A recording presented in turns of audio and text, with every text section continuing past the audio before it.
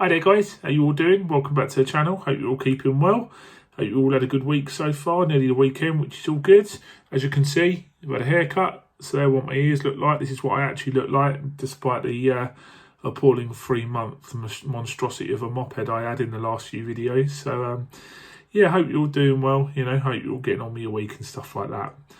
Today's video is going to be about the last few Tottenham results. So yeah, I didn't make a video since the Bournemouth monstrosity that happened last week, and I felt compelled to get something out about how bad Spurs were that day. But since then, they've picked up 6 points from a possible 6, and obviously they beat Arsenal at White Hart Lane, or the Tottenham Hotspur Stadium as it's called, and they beat they beat the Gooners 2-1.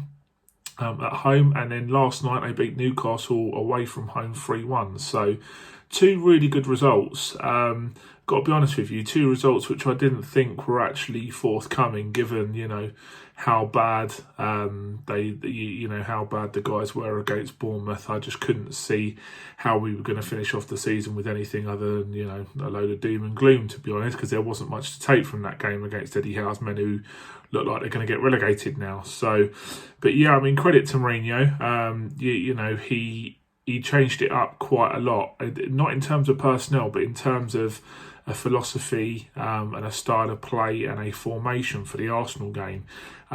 Instead of that 4-3-3 that he's been going with, with kind of Moore and Son, or 2 others either side of Kane, he went for more of a 4-4-2, which was quite interesting. He had Sissoko and Winks, Lo Celso in that midfield. He had Son, he had Moura, he had Kane, but Son was playing more as like a false 9 just off the back of Harry Kane, who was, obviously occupying the 2 centre halves. And to be honest with you, I thought Spurs have looked a lot more fluid, a lot more organised, and a lot more dangerous on the break in this 4-4-2 formation.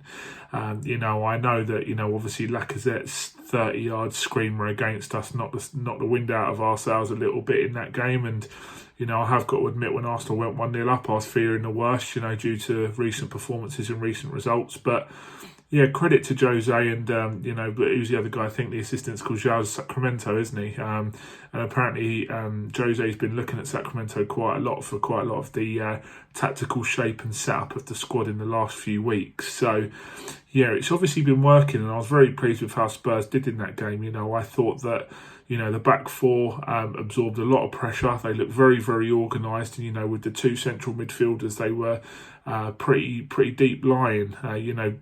Sissoko and Winks, they've got quite a lot of energy between them, and obviously kind of Lo Celso was kind of dropping into that centre midfield as well, offering a lot of energy going forward, going backwards. And I thought we looked a lot more compact and a lot more dangerous on the break. Obviously, with the pace up front with Son and Moore and a couple of the other guys, I thought it was really impressive the way that we played, to be honest. Obviously with Toby getting the goal in the second half and Son capitalising on the Kolasinac mistake in the first half. People say it's a smash and grab. I'm not sure it was a smash and grab, to be honest. You could see what Mourinho was trying to do.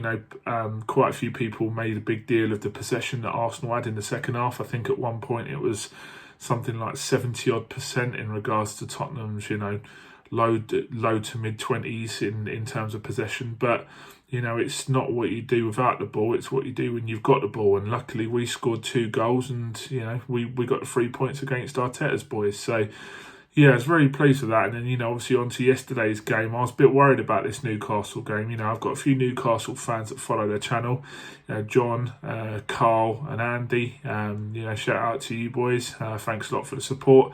And they were kind of saying that there's been quite a lot of injuries at the moment. And obviously, like with the takeover talk at Newcastle and with Steve Bruce, potentially losing his job, if this takeover goes ahead, he's been playing about formations, 5 at the back he's been playing with and stuff like that. And obviously, without an out-and-out goal scorer, they've kind of been relying on Alan St Maximin and stuff like that for goals. And I did actually think that St Maximin was very, very dangerous in this game, to be honest. And Newcastle were perhaps a little bit unlucky to come away with a defeat, because I thought that they did have chances. I think Dwight Gale hit the post in the first half.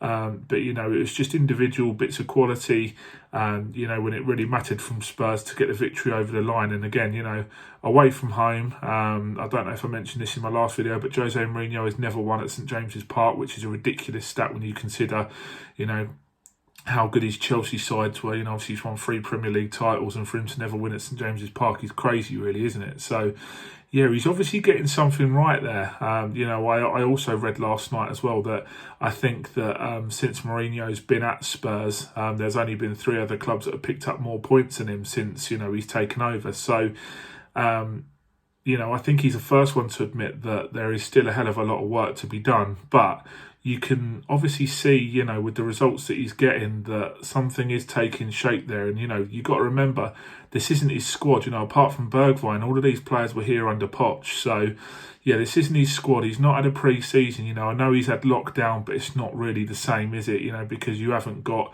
the friendly matches. You haven't got the lads in at training every day, obviously with the lockdown being at home and stuff. But yeah, there are signs that, that it is starting to come together. I mean, yesterday against Newcastle, you can tell at times a defensive organisation and the transition between defence and attack on the counter-attack was pretty impressive, to be honest. I thought we did look quite dangerous at times. So, if he gets his players in over the summer, there's talk of Pierre-Eric Højbjerg, I think his name is, isn't it, from Southampton, who's a defensive midfielder. He's rumoured to be coming in, and so is Ruben Dias, who's the Benfica centre-half as well. So, yeah, make no mistake about it. Once Jose gets his, his type of players in there, I think that, this solid foundation from this season that he's kind of basing his, his style of playing and stuff like that, his tactical setup, I think we'll see Spurs become more and more dangerous, more and more of a Mourinho team next season. And, ultimately Mourinho teams win trophies, don't they? So let's see what happens at Spurs. But yeah, I'm a lot more optimistic this Thursday than I was last Thursday after the Bournemouth game, put it that way, because it was really bad. And I think that the stick that he got for that game, and, he knew it wasn't good enough against a Bournemouth side who, like I say, are more than likely going to get relegated. I was reading that, we're the first team to not have a shot on target. Well, it was the first Spurs team to not have a single shot on target for something like 22 years, which is just not good enough, is it?